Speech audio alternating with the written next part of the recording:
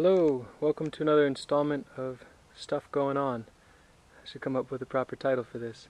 Anyway, this is going to be a brief overview of what you see in front of you, a quick discussion on how it was made and what I'm doing with it. Basically, these are a set of 4 intensive north-south running sheet mulch beds that are going to be for shade-tolerant berry production. You can see there's an overstory of larch and spruce in here. So I'm trying to take advantage of the fact that it's already shady in there and making a garden, and you can see they're all organized on north-south. Let's take a closer look.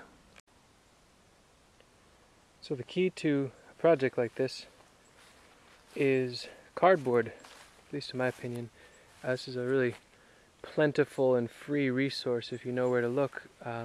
I get these huge bales of cardboard from local supermarket, Surefine in Trumansburg, New York.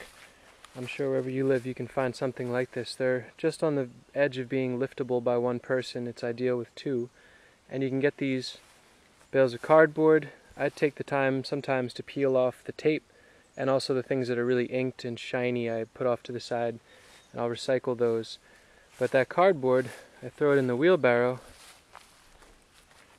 and you can see this is an area it's in the middle of being sheet mulched.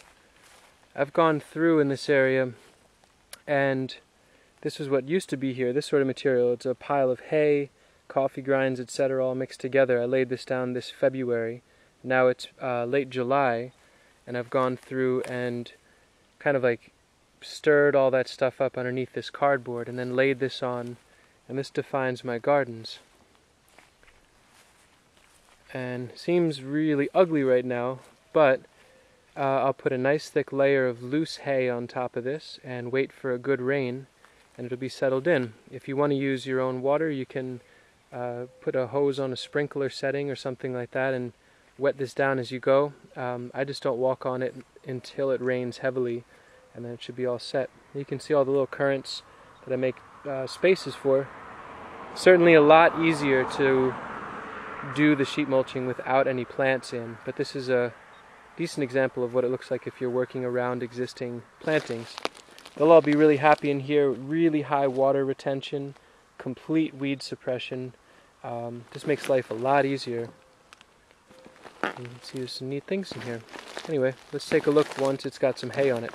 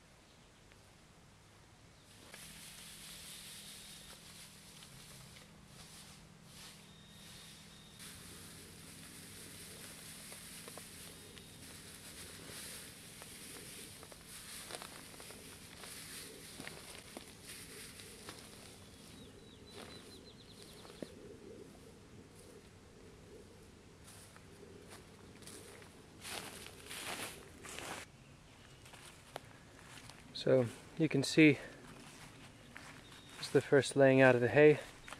I sketch the edges first. I make them try to make them like long, compact tubes, so to speak, so that any water that sheets off the whole thing gets caught there and goes back under, and also to catch all the loose straw and hay, and then I just basically sprinkle the rest on top.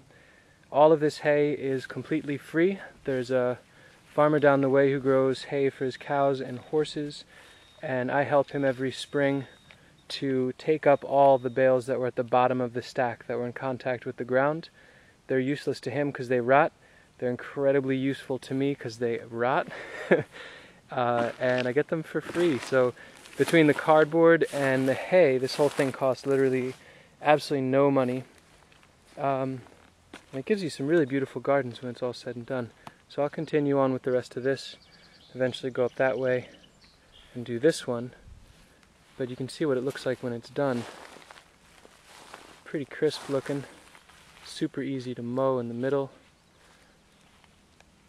And I got 6 feet wide by I don't even know how many long feet wise for the actual garden space. All of this that you see in hay is a place that a plant can grow. I'll plant into this in the spring of next year, once it's had a winter to really soak up water and rot down and suppress all those weeds. Yeah, I hope you give this a shot if it seems applicable. $0 and 0 weeding and 0 watering, unless you like all those things, in which case disregard this video. Have fun.